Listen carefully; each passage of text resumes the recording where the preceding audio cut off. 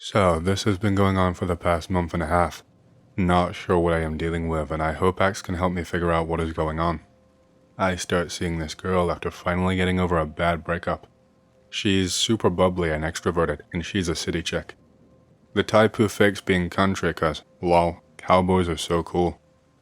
We somehow mesh pretty well together and go on a few dates. She is new to the area and wanted to see what there all was to do in this area. About 2 weeks in, I take her on our fourth date. She and I are going hiking, far north of Idaho, up in the mountains. Hike is going well for a good long while. This fog/low cloud rolls in out of nowhere and we get separated because she had gone to the bathroom. I start calling out to her, but I get no response at all. I am staying put cause I don't want to get lost in the fog or cloud. This super bad sense of impending doom pulsing through me. About 40 minutes later, the fog has passed. I head off in the direction that she went. I managed to find her about a mile off from where I was. She is super quiet and does not want to talk about what happened. I shake it off as she is probably just scared about being lost. She has remained super quiet since then. Whenever we talk, she is using short sentences. Text messages have gotten super dark, like making jokes about wanting to eat people who annoy her. I have her over for dinner one night. I make venison backstrap with roast carrots and baked potatoes, as well as a salad.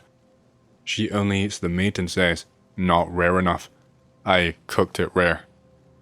Have the next day off. I get a message from her. "Hang on, wanna go hiking again?" I say sure. I grab my 6.5 Grendel rifle, put my Glock 42 and IWB holster in my waistband, throw my backpack on, and pick her up. She is visibly off-put by the rifle, despite the fact that she should know that I have it, and I have let her see my collection. We hike the trail for a bit. She grabs my arm and points off the trail. I follow her.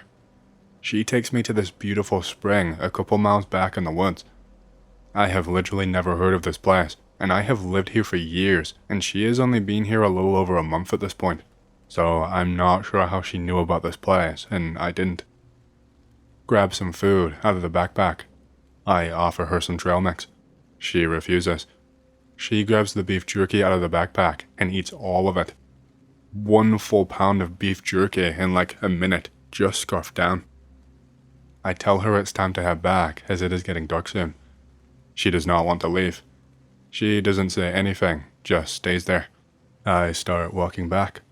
I get about maybe 100 yards away from where she was. I turn around and still see her standing at the spring. I keep on walking. That sense of existential dread returns. I unsling my rifle and just keep on walking. The feeling of dread is getting near unbearable.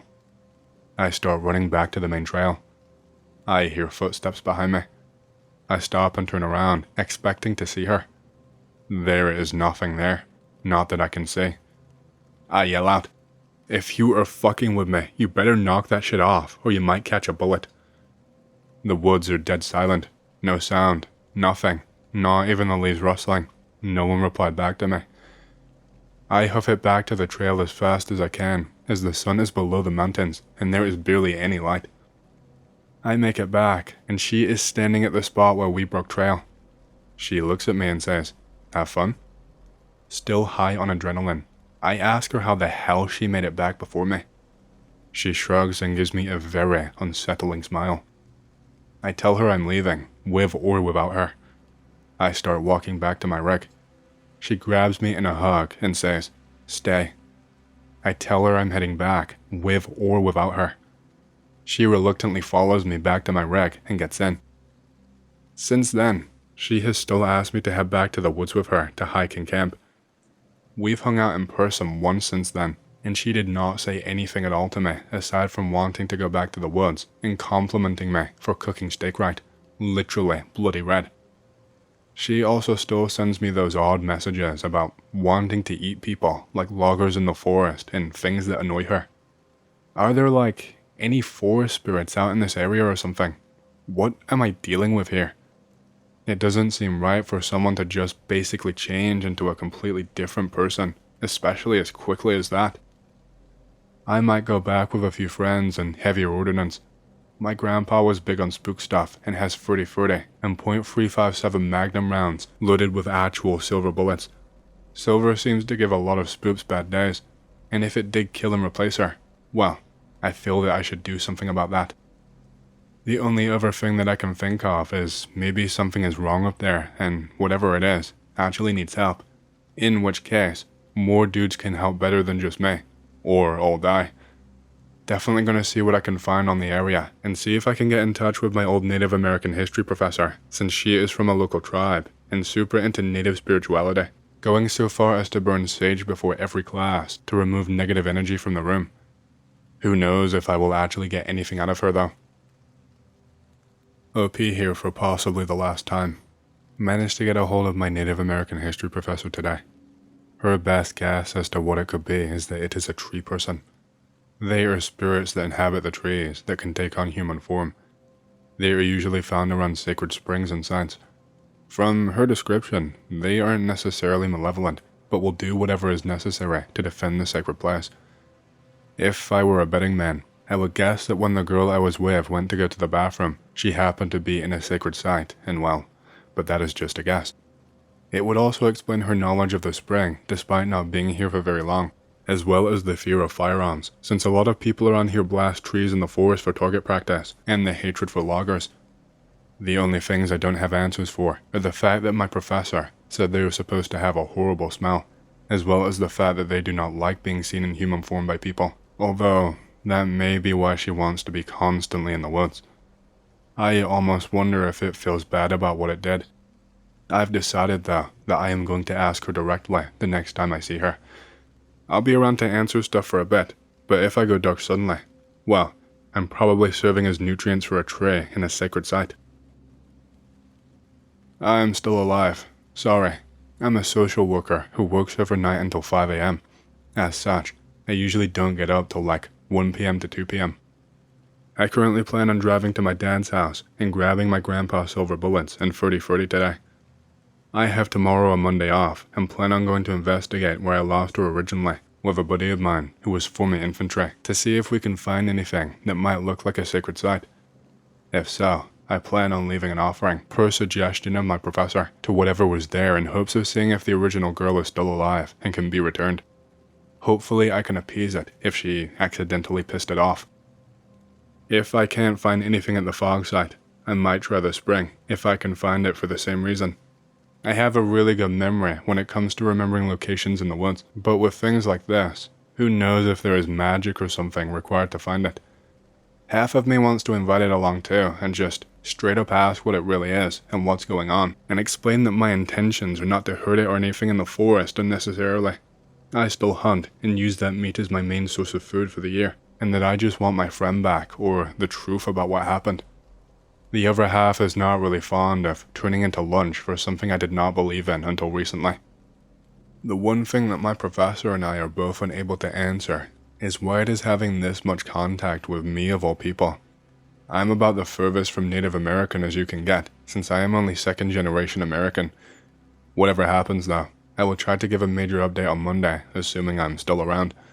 Also gonna start using the name Panhandle Anon for future posts, in case this goes down. Well, today is the day I go out to the spot everything originally happened. I am not really sure what to bring as an offering. I am leaning towards some venison backstrap, but if anyone has better ideas, let me know. I think the best way to go about the offering is to build a small fire and burn the venison and some sage with it, but again, I'm not entirely sure. I haven't heard anything from my professor on what kind of offering is best, so those are just some thoughts. I know that I definitely do not want to make it more angry. Unfortunately, I was unable to make it to my dad's for the silver 30-30 rounds due to the risk of spreading the Rona, so here's hoping I don't need them. I've got a 30-06 and a 35 Remington to cover larger bore rifles, as well as a few 5.56 rifles to choose from. Definitely going to strap my Glock 32 while I'm out there, since I have seen firsthand what a 357 SEG will do to an animal.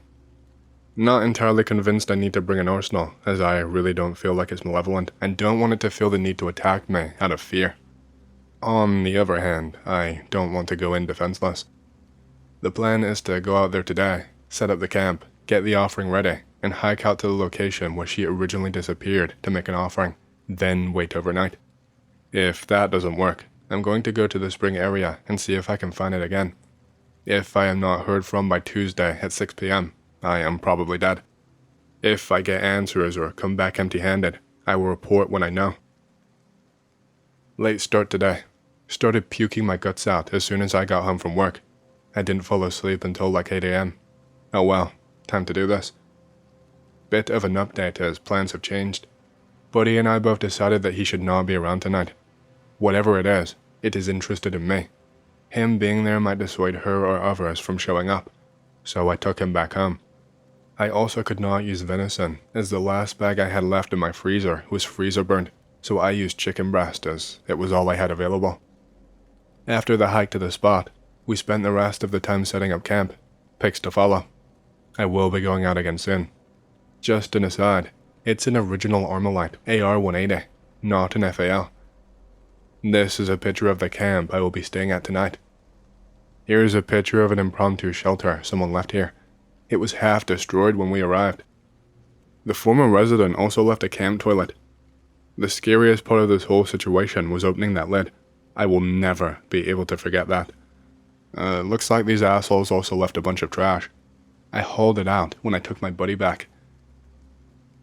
I'm not dead, guys. Sorry to disappoint anyone who was hoping that I was. If you want the short Spark Notes version of what happened, they are not hostile, at least, not without reason. Here is what happened. The picture is from the drive back out. I drop my buddy off and head back out towards the campsite. I arrive at around 8 p.m. and start a fire. I heat up a can of Chef Boyardee in the fire. I start whittling a spear out of a piece of firewood while I wait for it to cook. The food is hot, so I put my project down and start eating. I finish eating and hop back in my rig to watch a movie that I downloaded on my phone. My phone dies at around 9:30 p.m. No worries, I brought my guitar as a way to kill some time. I also figure music is usually considered a universal language. I play blues and country music for a bit. It's all I really know how to play. I'm not sure what time it is, but I start hearing flutes and drums in the distance.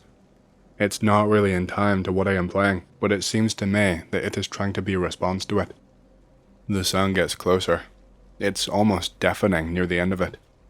I consider grabbing my rifle, but I decide against it as I do not want to be seen as hostile. My fire goes out. The fire was still high and burning bright, but went completely out. There wasn't even any heat coming off of the coals. At this point, I think maybe they aren't friendly. I grab my rifle and chamber around. I flick on my mag light and start scanning the tree line about 150 yards away. Maybe a dozen figures dart out of the light or turn away from it. Some appear to be holding clubs, and others have what look like to me either short bows or long claws. My rifle is at a low ready. I yell, "Hello? Who are you?" There is no response. My name is Panhandle Anon. Do you have a name? I'm not going to hurt you. A couple that have turned away cock their heads to the side, similar to the way a dog does when you ask it who's a good dog. At this point, I think maybe the fact that I had the rifle put them on edge. I set my mag light on the ground. I take the magazine out, eject the live round, and toss the rifle on the ground to one side and the mag to the other. I still have my Glock 42 in my waistband. I pick up the mag light. See, I don't want to hurt you, I just want to talk. One of the figures starts walking towards me. Its gait seems normal to me, just really long strides. As it gets closer towards me, I realize just how massive this thing is. I am about 6'4", and this thing is easily 7 feet tall. It stops about 50 feet away from me. Why did you come here without telling me? The voice is animalistic and sounds almost like a snarl. Without telling you? Are you the one who I found in the woods that day? Look away. I do, and a few seconds later, I hear her voice tell me to turn around. She is standing in the clearing where I set up camp. Yes, why did you come here without telling me? I wanted answers. I think you could tell I was suspicious of you. I have to know if she is alive. She has returned to the earth. Through her actions, she desecrated one of our burial sites and was unrepentant. So, I take it my offering was a wasted gesture. It was appreciated, but there is nothing that can be done for her now. Do you have a name?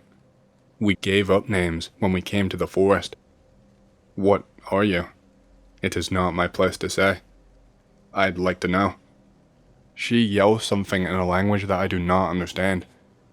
4 figures come walking out of the trees and into the clearing, but stop about 100 yards away. Turn off the light. We do not like it. I'm trusting you here, I say as I flick off the light. I hear them walking towards the camp. My eyes have finally started adjusting to the lack of light. She arrives first and sits down on the stump by the fire pit.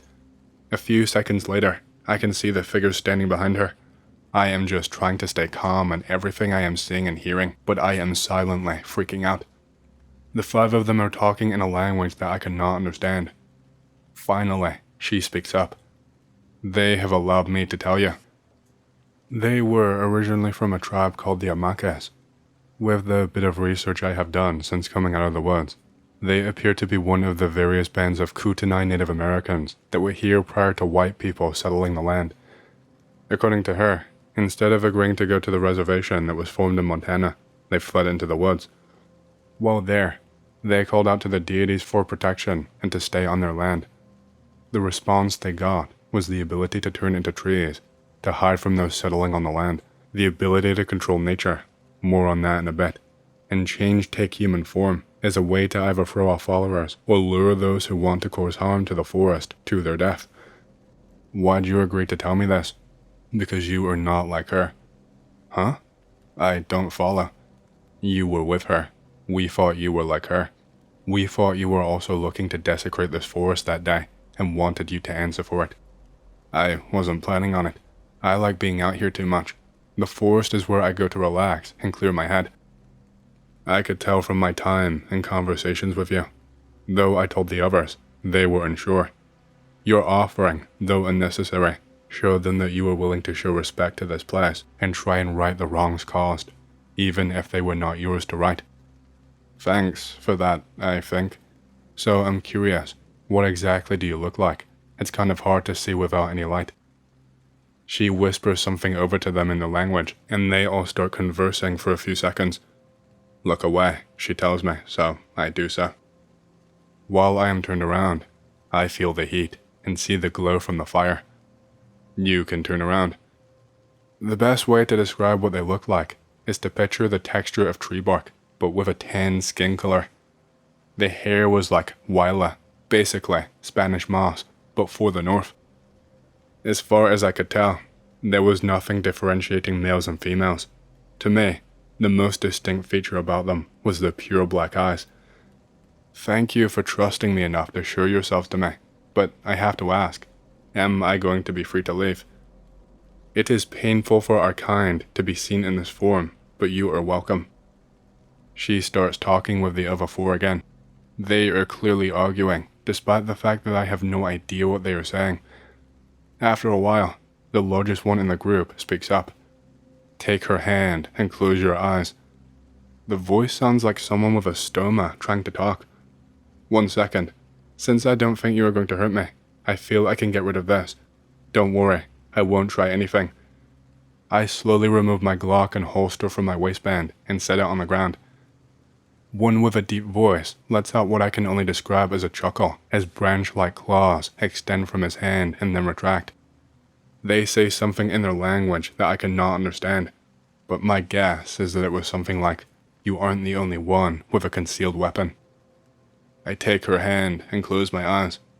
As far as the skin goes, it feels kind of like tan leather. Not unpleasant by any means, but nothing like human skin. I feel wind whipping against my face. A cacophony of noises assaults my ears. Suddenly, there is stillness and quiet. She tells me to open up my eyes. I'm in what appears to be a cave. There are a couple lit torches illuminating the room. At least 50 of them are in the room. A very tall one approaches me. Has to be over 8 feet tall. Holds out a wooden bowl. They tell me to drink it. I look over at her and she nods. I think to myself, well, it's been a good run. I take the bowl and I drink it. Whatever it is bitter, but also kind of sweet. As soon as I finish, my whole body feels like it is on fire. I don't really remember what happened after that, but I came to in the cave. Several of them are standing over me. You survived. We are surprised. The spirit of the forest normally does not allow that, one of them says. What did you put in that? It is best that you do not know, she says. The tall one walks over to me. The forest has accepted you as one of its own children. We will honor the forest and accept the decision. I'm sorry, I don't know what that means. You have been blessed by the forest spirit. So long as you do not desecrate the forest, you will be protected from any of its inhabitants and keep its blessing. Okay, well, I know when I have. What will the punishment be? You will know, and the forest will take you back. Now go. She offers me her hand. You do not have to close your eyes this time. So, the next part may seem hard to believe, but they are able to bend the trees to make portals or something that they used to travel quickly from place to place. I step in with her. I am almost instantly back at the camp. Several of them are looking through my things. They stop as soon as they see us. The 4 who came forward originally come through the portal behind us, start yelling at the others in their language. The others just drop everything on the ground, yell something back. They thought you would be dead. I walk up to my things. The rest of them kind of shuffle away from the campsite. Apparently, they realize that something is different. Come closer again. She tells me it no longer hurts when I look at them. We talk for a while. She translates for me. I show Clawhand my rifle and Glock and explain the basics of how they work, as they seem interested in weapons. After I finish talking to Clawhand, she asks me about the music that they heard. I open the back of my Jeep up and retrieve my guitar. I start playing. One of the 4 stares at the fire and says something. The fire starts back up immediately. A couple start playing flutes and one plays the drum. The rest start dancing. I am invited to dance. I politely decline, since I could not dance if my life depended on it. She looks sad. Okay, you win. Laughter breaks out, as my dancing makes Commander Shepard look graceful. You were better playing music, she says, giggling.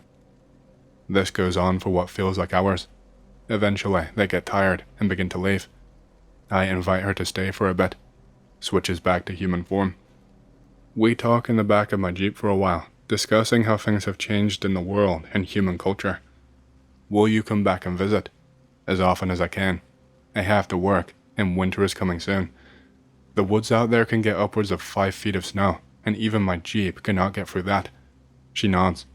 But you are more than welcome to come by if you can make it. You know where I live.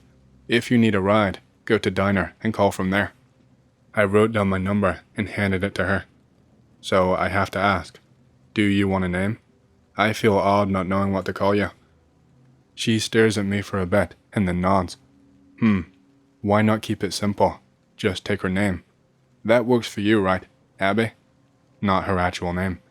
She nods. Eventually, I must have gotten so exhausted from everything that happened that I passed out, woke up, and she was gone. I don't plan on giving out the location of all of this, as it's clear that they just want to be left alone in their land. I don't know if it's the same for everywhere else, but if you are in the forest and see unnaturally stacked rocks or mounds, do not touch them. Those are considered sacred, at least to the Amakas. As far as the nature-altering powers go, as I understand it, each one has the ability to affect a small area around them, but in greater numbers, they can affect larger areas. I don't know what the blessing does, aside from the protection. If it even does anything else. I'm not sure what, if anything, will happen with Abby and I. I plan on telling my professor what happened, and maybe see if she can get a hold of someone who knows more about this kind of stuff so I can talk to them. As of now, I do not feel any different, aside from the image of that toilet burned into my memory, but we will see how things progress. Hey, hope you've enjoyed the story so far. If you want to hear more, make sure to subscribe, like the video, and leave a comment because it lets YouTube know you like the content and helps more people to see these videos. My next big goal for the channel is 100,000 subscribers, and as a celebration, I will be doing a Q&A video once we hit that goal. Thank you, and back to the stories. A bit of background. My father was born in Washington State and moved around a lot. Settled in Colorado for like 20 years before starting a family out in California. So we would go to Washington and Colorado every summer for a few weeks at a time as a family, and drive from one corner to another and see all sorts of stuff. The vibes I always got hiking, camping, and exploring Washington was wonder and safety. The whole national rainforest was magical to a 10-year-old kid. I thought I could live there forever. And then we started going to Colorado when I was in middle school, and that shit was a whole other ballgame. The woods are dense, clustered, claustrophobic, dark, and terrifying. I always felt uncomfortable and watched whenever we set off into the wild, regardless of what portion of Colorado we were in at the time. I will green text for the sake of easy reading for the actual stories. I am driving through the central part of Colorado. Spent a decent amount of time around Winter Park, where my dad lived mostly, and the woods surrounding the area. Out on some back roads, Mom and sister passed out. Dad is telling me stories and pointing out things. We emerge from some heavily wooded roads and end up in unkempt farmland. The grass as tall as I was at the time. There are all sorts of buildings.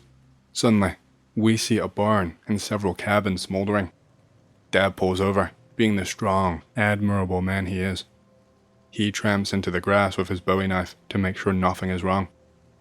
He comes back 5 minutes later, white as a sheet, holding his knife so hard his knuckles were white. He says not one word. He puts the car into drive and slams down on the pedal so hard, gravel and dirt spray up everywhere. I ask him repeatedly what is wrong. He says nothing. He puts his hand on my shoulder and gives it a big squeeze. He won't answer me when I ask 10 years later, now. This other time, hiking in the woods towards the northern border of Colorado with just my dad. Sister and Mom had no interest. It's thick woods. I'm a little uneasy, but my grizzled old dad is with me clearing a trail, so I figured nothing could happen. The trees start pressing in, closer and closer. There is dense undergrowth. I am tripping and stumbling as my dad trucks on through. Suddenly, we break through the veritable wall of greenery into this flattened circular clearing. Nothing in it. It's a decently sized patch of grass. There is nothing growing inside the ring besides the short grass. It's a decent day in terms of weather, but there is a mist about waist height to me. Dad takes one step into the circle. He removes his foot like he had just been shocked. He looks at me. This is a man that fought in Vietnam, and who knows what else he has not told me about. This man looked terrified. He barrels back the way we came, hefts me up onto his shoulder, and we never look back. He refuses to tell me what he felt / might have seen. Last story. Driving with my family. Mom wanted to stop off at a town called Bonanza. Why not? Never saw the show. Guess it wouldn't hurt. We get to Bonanza. I expected a decently sized town. Nothing too big or fancy. It's literally a square patch of grass the size of a medium house's first story, with 3 buildings on 3 sides of the square. Maybe 5 or 6 big trucks on the square grass area. We see no one walking around. No sign of anyone being anywhere in the houses, but doors are open and windows are unshuttered / open as well. Dad muses about it being a hunter's retreat where people go to drink, hunt, and hang out for vacations. We pull up and get out. Parents and sister go one way. I go towards a billboard-like display a bit further away. It's right by a tiny brook bubbling up from the ground. I start reading while my parents explore. I start to get closer to the cars, grass, and houses. Turns out that this was a mining town with mining shafts all around the area and behind the houses. Something happened. Toxins and radioactive material seeped into the ground and water table. People got sick and died and eventually abandoned the town. As soon as I read about the irradiated water, the hair on my arms and neck stands straight up. I look at my family. They have just gotten onto the green area. I don't know why, but I engage into panic / familial protection mode. Sprint right up to them, but stop short of touching the grass. I start waving them back towards me, yelling about radiation and dead people and really scaring my sister and freaking myself out more and more. Dad looks at me, think he's going to say cut that shit out, but then nods his head and herds us back to the car. Won't stop panicking until everyone is safely in and buckled up. Dad starts to pull away. I look back and see the curtains move in the attic window of one of the largest houses there. See a hand poke through the curtains and beckon to me. We have never spoken about it since that day.